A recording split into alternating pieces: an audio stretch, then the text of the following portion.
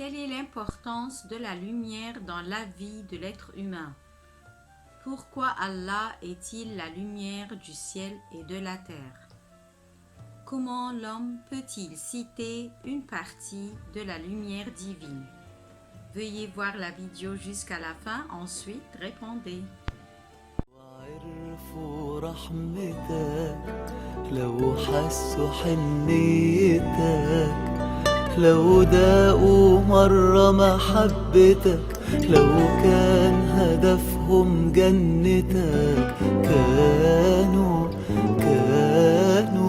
كانوا عشقوا طاعتك يا الله. Dans Sourate An-Nur, verset 35, Allah est la lumière des cieux et de la terre. Sa lumière est semblable à une niche où se trouve une lampe. La lampe est dans un cristal et celui-ci ressemble à un astre de grand éclat. Son combustible vient d'un arbre béni, un olivier ni oriental ni occidental, dont l'huile semble éclairer sans même que le feu la touche. Lumière sur lumière, Allah guide vers sa lumière qui il veut. Allah propose aux hommes des paraboles et Allah est omniscient. Allah est la lumière des cieux et de la terre, c'est-à-dire il les éclaire par leurs moyens, comme le soleil, la lune et les étoiles qui brillent dans l'obscurité afin que l'homme ne se sente pas effrayé ou perdu. Dieu nous a donné une lumière sensorielle comme moyen de nous amener à la lumière morale. Lorsque le soleil s'élève, nous éteignons la lampe ou la bougie que nous avons allumée pendant la nuit, ceci car la lumière de Dieu qui se présente par le soleil est suffisante. La même chose, la lumière divine est aussi assez de point de vue moral. C'est comme si Allah Tout-Puissant veut nous dire que lorsqu'il initie un jugement afin de régler le mouvement dans la vie, jamais vous vous opposez à ce jugement par un autre de votre part. Allah nous donne l'exemple de la niche avec tout ce qu'elle contient pour simplifier l'idée, et ce n'est qu'un simple exemple. Est-ce qu'une pièce avec une telle lampe dans une telle niche soit-elle sombre? Les experts en religion disent que si Allah a empêché sa lumière au peuple du paradis, il ne ressentirait pas le bonheur du paradis.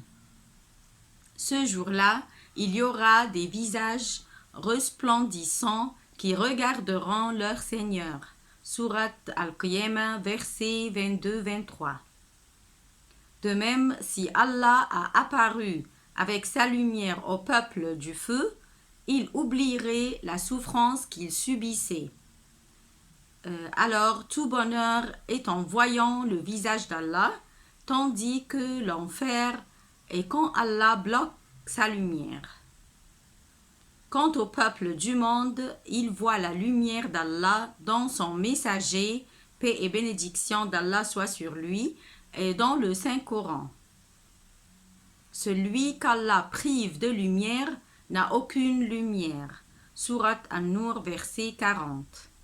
Alors, si le serviteur obéit à son Dieu, Dieu éclairera son monde. Par contre, s'il ne lui obéit pas, Dieu opprimera son monde. L'obscurité est généralement quelque chose d'effrayant pour l'homme. Alors, le palais des ténèbres est comme une tombe par manque de vision en elle. Mais quand on l'éclaire, la peur disparaît. C'est le cas du cœur quand il trouve Allah. Il s'éclaire, c'est-à-dire il se libère de la peur et des illusions. Tel est le cas de l'homme optimiste qui voit le bien en tout parce qu'il vient d'Allah. Par contre, l'homme pessimiste voit le tout obscur, triste et mal. Allah nous a appris de prier pour qu'il nous guide à la meilleure chose à faire et au meilleur chemin à prendre. Allah nous a enseigné sur la langue de son messager de dire cette prière. Ô Dieu, fais la lumière dans mon cœur, dans ma vision, dans mon ouïe. Fais la lumière à ma droite, à ma gauche, devant moi et derrière moi. Fais la lumière dans mon âme, la plus grande lumière, et fais de moi une lumière. Amen. Merci et à bientôt. يا رب عفوك ورضاك سامحني يا رب ارزقني يا رب اغفر لي يا رب استرني